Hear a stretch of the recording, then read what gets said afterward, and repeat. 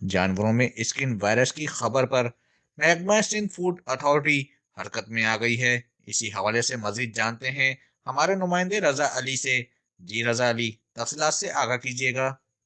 جی، جانوروں میں لیمپی skin virus کی خبروں پر نوٹس لیتے ہوئے محکمہ سندھ فوڈ اتھارٹی متحرک ہو گئی اور سندھ فوڈ اتھارٹی کے ڈائریکٹر جنرل سندھ کے حکم پر ڈپٹی ڈائریکٹر رضوان نے اپنی ٹیم کے ہمراہ کراچی کے مختلف علاقوں ملیر بابر مارکیٹ اور لانڈی کی گوشت مارکیٹس کا دورہ کیا، اور جہاں مضر صحت گوشت کو چیک کیا گیا اور صفائی ستھرائی رکھنے کی یقین دہانی کرائی گئی، اور بغیر تصدیق شدہ سٹیمپ کے بغیر گوشت فروخت نہ کرنے کا عندیہ دیتے ہوئے 3 روز کی مہلت بصورت دیگر بھاری جرمانے کے ساتھ گوشت بھی تحویل میں لیا جائے گا۔